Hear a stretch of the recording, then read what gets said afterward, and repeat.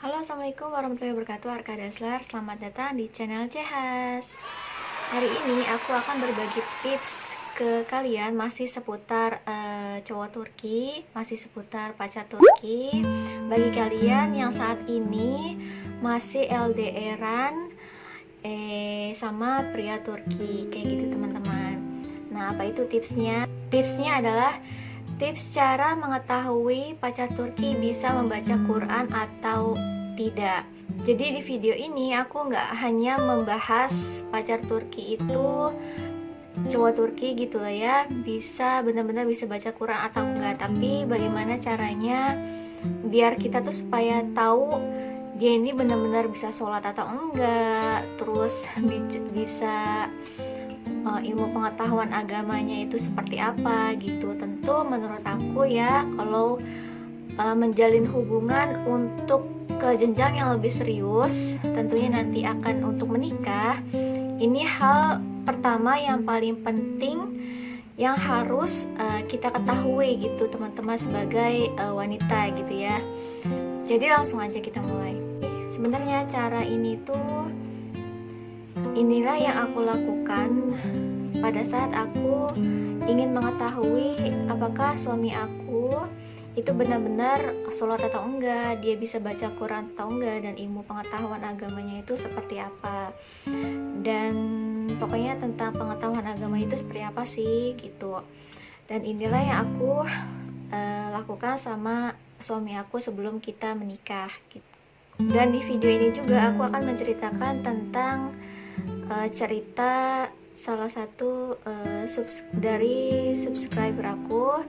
Dia cerita aku melalui Instagram, dan aku udah izin share ke dia, tapi dia minta jangan sebutin namanya dan jangan share percakapannya, walaupun itu katanya nanti kakak bisa nutupin foto dan nama aku. Dia bilang gitu. Tapi aku sangat berterima kasih karena dia juga mau juga share ceritanya, karena menurut dia juga sama sangat penting kita untuk mengetahui bagaimana pengetahuan ilmu agama dari calon suami kita gitu teman-teman. Jadi tips yang pertama itu jangan memberikan waktu. Nah, apa maksud dari jangan memberikan waktu di sini? Jadi aku kasih contoh ya. Misalnya teman-teman seperti ini, kalian lagi dalam keadaan video callan gitu ya sama pacar kalian, sama pacar Turki kalian.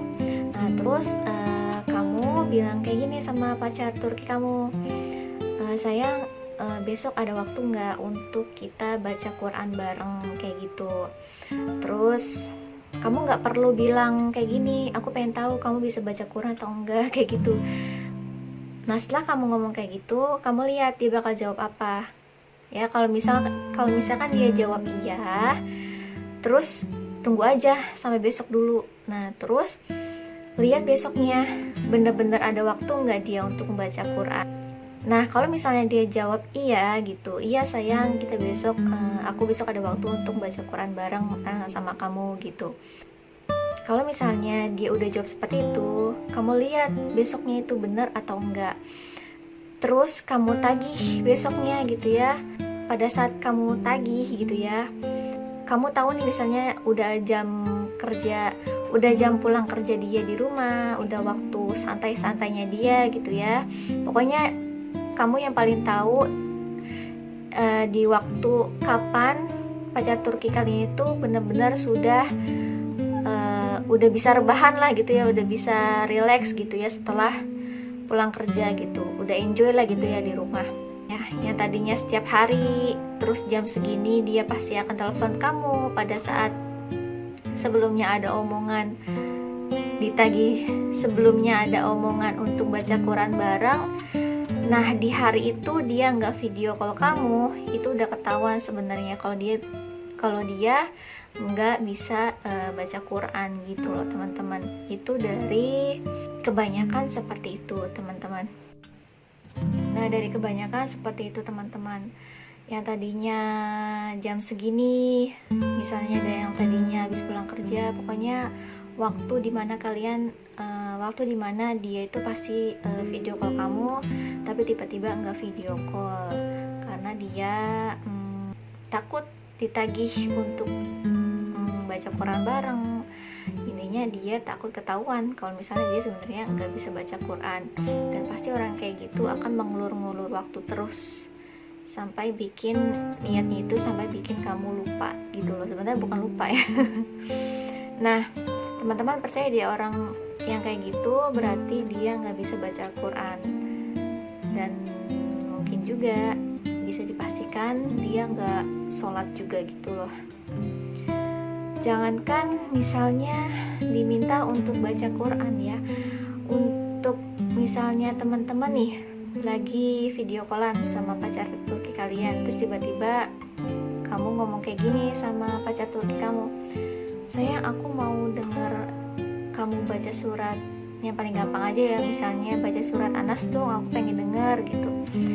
Nah, jawaban dia apa? Kalau misalnya ada aja alasannya, itu bisa dipastikan dia nggak hafal, nggak bisa baca Al-Quran juga, dan itu sudah besar kemungkinan dia juga nggak sholat gitu loh teman-teman ya. Nah, itu yang cara yang mendadak itu aku lakukan sama suami aku waktu dulu sebelum menikah.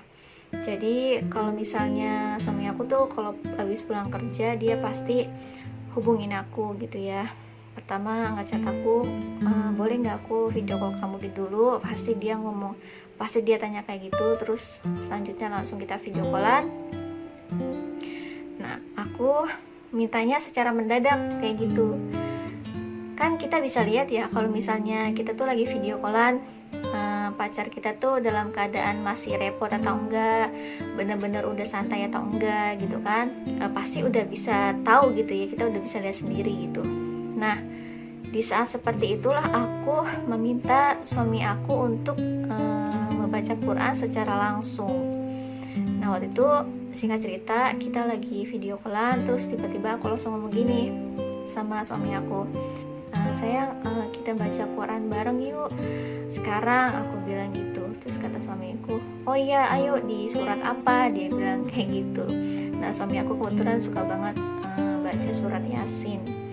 Ya udah, waktu itu gimana kalau surat Yasin, dia tanya ke aku, kamu maunya surat apa, tanya ke aku gitu kan. Terus aku bilang, aku ikutin kamu deh hari ini, aku bilang. Ya udah, kita baca surat Yasin yuk, dia bilang gitu. Ya udah, langsung di detik itu juga, di pas aku minta secara mendadak, langsung kita baca Quran bareng-bareng. Dan ternyata bersyukur banget suami aku bisa membaca Quran dengan baik kalau menurut aku gitu ya. Nah, itu dari yang pertama aku udah tahu kalau misalnya dia bisa baca Quran. Nggak sampai di situ aja, teman-teman kita juga harus tahu apakah dia juga sholat gitu ya. Dan itu juga yang aku lakuin sama suami aku dulu. Aku tes sholatnya kayak gitu, tes sholat suami aku. Jadi aku mintanya secara mendadak juga gitu, kayak sebelumnya waktu aku minta baca Quran bareng-bareng gitu ya.